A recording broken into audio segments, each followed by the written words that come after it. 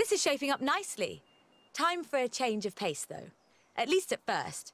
The next segment is about Land Rover, and we'll be starting out with the Type 3.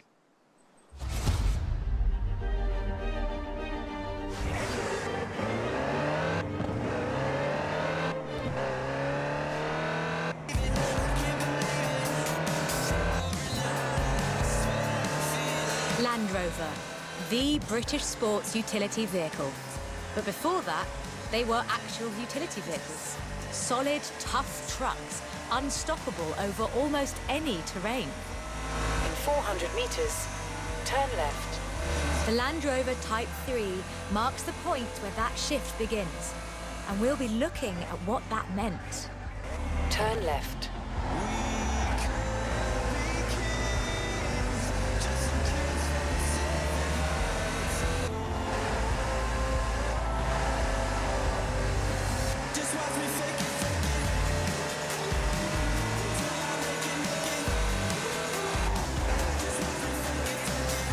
Land Rovers have taken on almost every task imaginable.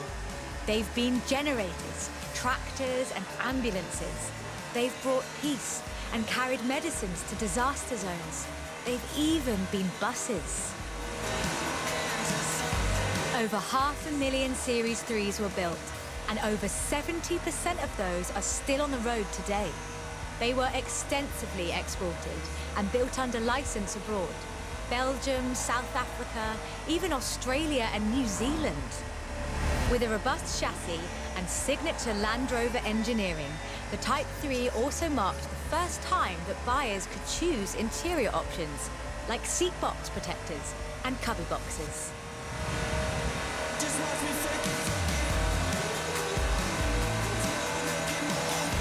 That trend continued. And by 1982, Land Rover were offering the county spec Type 3.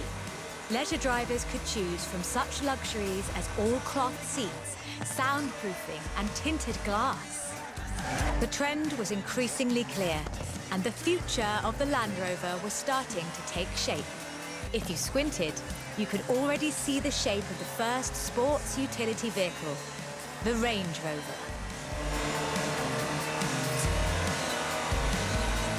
While the stock Type 3 would never be particularly fast uphill, there is almost no hill that it couldn't climb.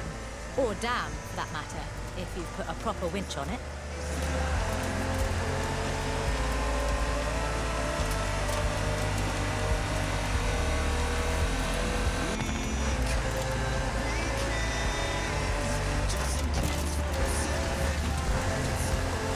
In 1978, a Series 3 was custom-built for Her Majesty Queen Elizabeth II. It only had 1,892 miles on the clock when it was auctioned into private hands. And it was in perfect condition. It would be. After all, she trained as a mechanic in the 1940s and will likely remain the only royal able to strip and rebuild an engine. Turn left.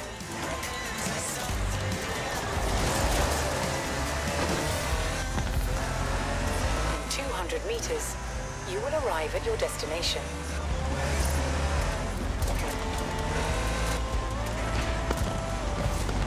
Along with the Range Rover, others would follow. Discovery, Defender, and the Freelander. Each a more sophisticated and enjoyable utility vehicle. But none of them were a replacement for the Type 3. They were a different kind of car. Just watch me fake it.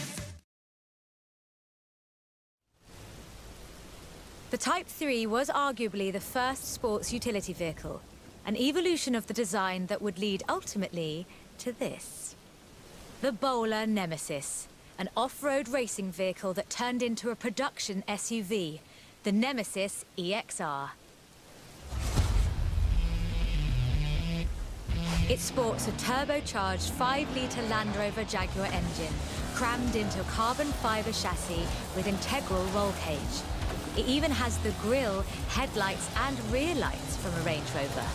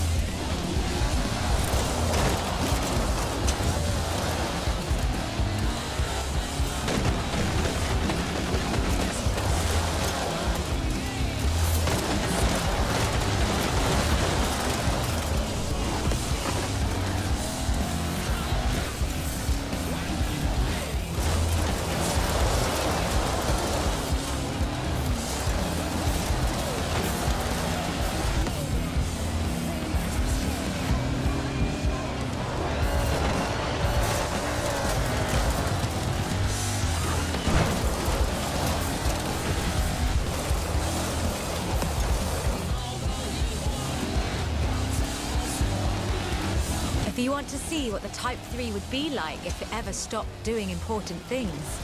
This is it. And it's beautiful.